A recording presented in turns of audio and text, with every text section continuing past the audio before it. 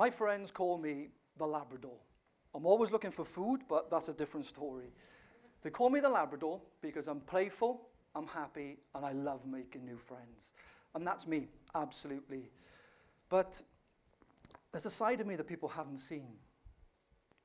It was Carl Jung that said, the brighter the flame, the darker the shadow. Let me explain.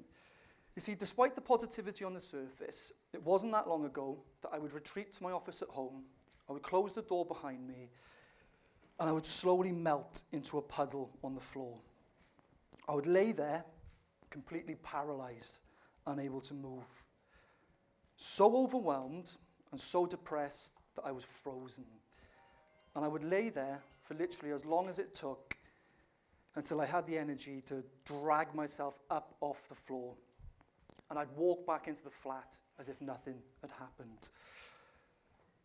I've always had problems expressing my emotions. Growing up, I would bottle my emotions and just explode in anger. But this time, I wasn't an angry person. I was a person that was sad. A person that didn't always say how they truly felt. The reason I was so low was because in April 2020, something hit me like a ton of bricks. And that was COVID-19. But COVID hit me that little bit harder because right at the beginning of lockdown, my wife lost her stepdad to cancer. We thought he had a lot longer than he did. An unexpected phone call, an early morning drive. And I had to watch my wife say goodbye to the second father she was losing before she could even turn 30. And that really hurt me. It destroyed me. But I buried my feelings. That's all I knew, to bury them. Until one day, I'd never forget it. My wife went for a walk. And when she left the flat, I just burst into tears. I couldn't contain it any longer. I stood in the kitchen crying all alone. And then I heard a noise. It was the sound of the door unlocking. My wife had forgotten her keys. She came back in, she saw me crying, and she said, "Oh my gosh, what happened? Is everything okay?" And for the first time in nearly 2 years, I told the truth. I said, "No, I'm not okay. I'm so worried about you. I'm so tired, and I just don't know how I can go on like this." What happened next completely shook me. My wife stood in front of me. She held both my hands. She looked me straight in the eye, and she said, "Thank you. Thank you for telling me." She said, "I've been wondering how you've been so strong, and I've even been thinking, is there something wrong with me?" You see, I thought that because my wife was grieving the loss of a father for the second time, that I couldn't grieve. That I had to be strong. I had to be the one holding everything together when I didn't have any grip. But what I learned from sharing my feelings with my wife, as hard as it was, I wasn't only helping myself, but I was helping her. Because sharing my heart, my raw, vulnerable heart, allowed us to become closer. And all of a sudden, it wasn't the problem against my wife, it was us against the problem. And together, we were stronger. And I was able to start that journey towards better mental health. And along that journey, I discovered something which completely changed my life: meditation. And can I have a show of hands here? Who recognizes that they have a voice inside of their head? Raise your hand if you recognize you've got a voice. That's most people in the room, okay? For those of you that don't raise your hand, you might be thinking, what's that Welsh bloke on about? That's the voice that's asking the question, okay? We've all got an inner voice. Meditation did two things for me. Number one, it quietened that voice inside my mind. That annoying little chatter got quieter and quieter and quieter. The second thing it did for me, it helped me realize how I spoke to myself in my mind. And my gosh, if I spoke to my friends the same way I spoke to myself, I wouldn't have any friends, because I was harsh, I was horrible, I was critical. And realizing this allowed me to reprogram the voice. I now speak to myself the same way I would speak to a best friend: loving, encouraging, supporting. It changes everything. And I encourage you all to think about how you speak to yourself in your mind and to be kinder to yourself, because the most important relationship that you will ever have is the relationship with yourself. So why am I telling you this? Why am I telling you my story? I believe that I suffered for too long. and I suffered when I didn't really need to. And it's not just me, right? We know the stats. 1 in 4 people will suffer from a mental health issue.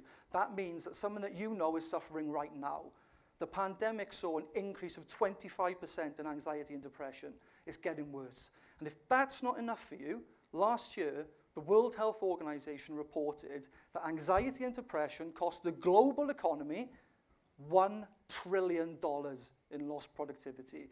We have to do something about this. Our current measures are not working.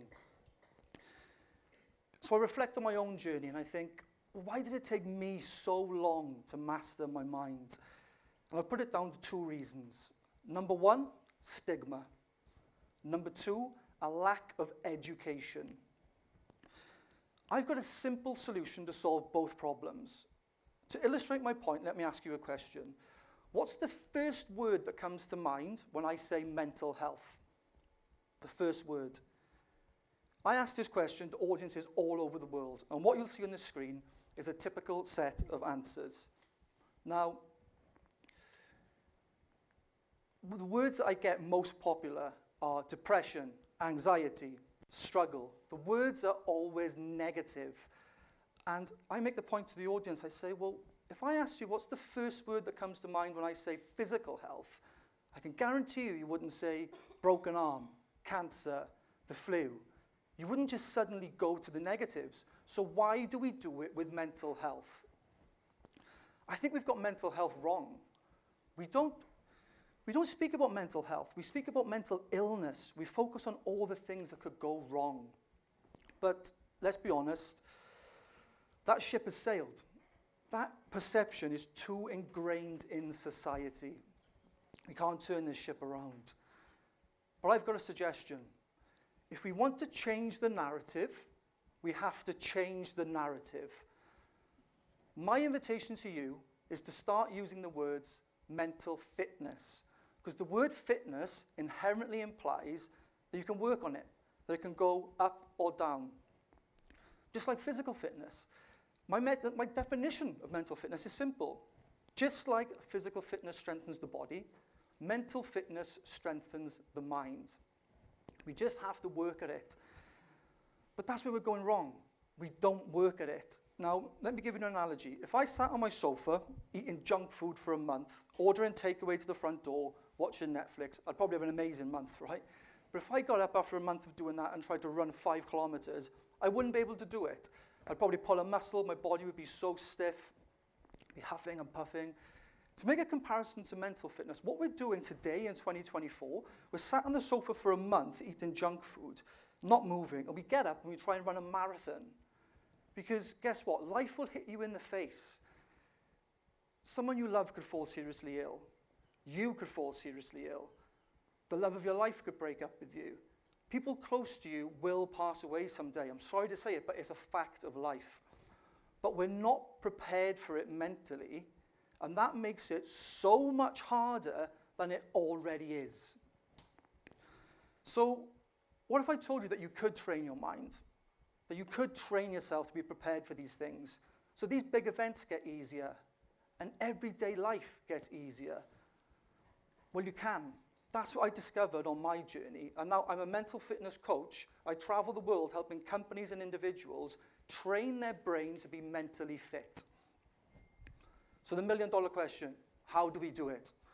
Now, before I tell you, I want to ask another question. Can I have a show of hands? Who here feels like sometimes their mind works against them? Raise your hand if you feel like your mind's worked against you. It's pretty much everyone, right?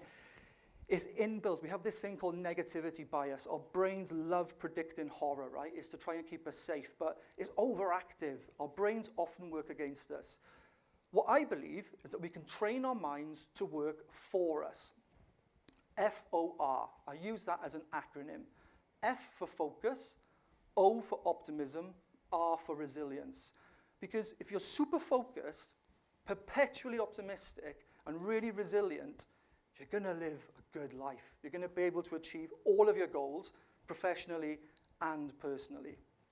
So let me give you some tips for each. F for focus. If you want to train your brain to focus, you've got to do 3 things. Meditate, meditate, meditate. Okay? Attention is the greatest resource in the 21st century. Our attention gets stolen a lot from lots of different places, right? And if you can learn to focus, it can really, really supercharge your productivity. We know meditation works. The science is there. But meditation's got a bit of a strange reputation. People think that you have to be a Buddha sat cross-legged or a hippie in a VW camper van, religious, spiritual. You don't. Meditation doesn't have to be any of those things. And the biggest myth that I want to bust is when people say to me, I can't meditate, my mind's too busy. I can't clear my mind. You're missing the point completely. Meditation is not about clearing your mind. I'm a meditation teacher. Sometimes I sit down and I'm like, whoa, there's a lot going on up there. My mind is bouncing around everywhere, okay? I practice mindfulness meditation where I focus on the breath. Let me talk you through the 3 stages. The first stage is you focus on the breath. The second stage is your mind wanders. The third stage is that you recognize it's wandered and you bring it back. And this third stage of recognizing that your mind has wandered and constantly bringing it back to the breath, this is the training of training your mind to focus. So the mind wandering is actually part of the process. Meditation is accessible to everyone. It literally takes minutes. You should learn how to meditate to help yourself focus. That's the F. The letter O for optimism. Can you train your mind to be more optimistic? The answer is yes. The science is clear. Tools from cognitive behavioral therapy and positive psychology tell us that we can train our minds to be more optimistic. So how do we do it? Now, the principle to understand here is the principle of neuroplasticity. That basically means the brain can change, okay? Now, we all know someone, let's flip the coin, we all know someone who's super pessimistic and they can find a negative in anything. And sometimes something good happens and they're like, bang, and they find a negative and you're like, that's actually a skill. How have you just found a negative in this universally positive situation? It's because in their brain, they've got these neural pathways that are hardwired to find the negatives. They've done it for so long, it's automatic. So if we can automatically find the negatives, maybe we can automatically find the positives. Now, how do we do that? An easy tip is gratitude journaling. If you just write down on a piece of paper or a journal every day 3 things you're grateful for, you are literally training your brain to find things you're grateful for. Why is that important? If you're feeling grateful or you're holding gratitude in your heart, it's so hard, almost impossible to feel negative emotions. If you're feeling grateful, it's hard to feel resentment, anger, sadness, all of that negativity. And the more that you train it, the easier it becomes. And if you automatically become good at finding things you're grateful for, you're automatically going to be feeling good, okay? Now, the science tells us that after just 2 weeks of doing this, we see improvements in our subjective well-being scores and our mood. And there's some reports that even show you can sleep better. Now, if you want to hardwire it in long term, you need to do this for at least 12 weeks. But at that point, it's in the brain. You've hardwired it. So just like the pessimist that's really good at finding the negatives, you can create a mind for yourself that's really good at finding the positives, okay? And I think if I told you I could give you a pill that you would take every day for 3 months and it would make you an optimistic person, I think you'd probably take it.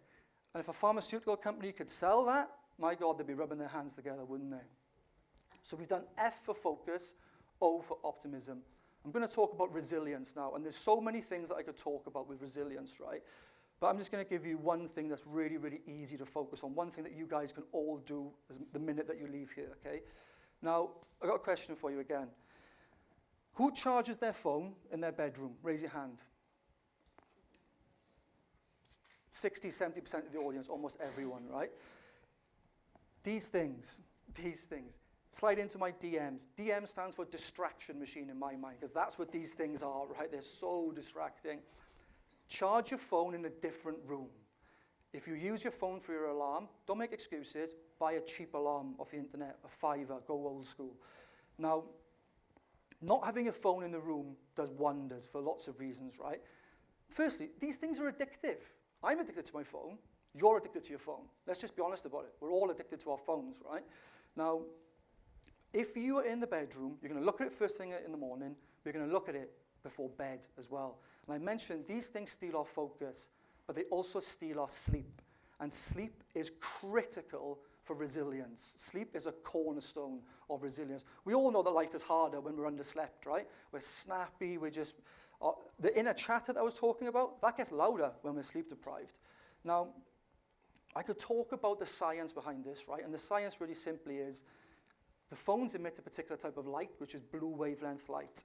That suppresses the sleepy hormone melatonin, which makes it harder to fall asleep. So we know it makes it harder to fall asleep, right? That's obviously an issue. But let's use common sense.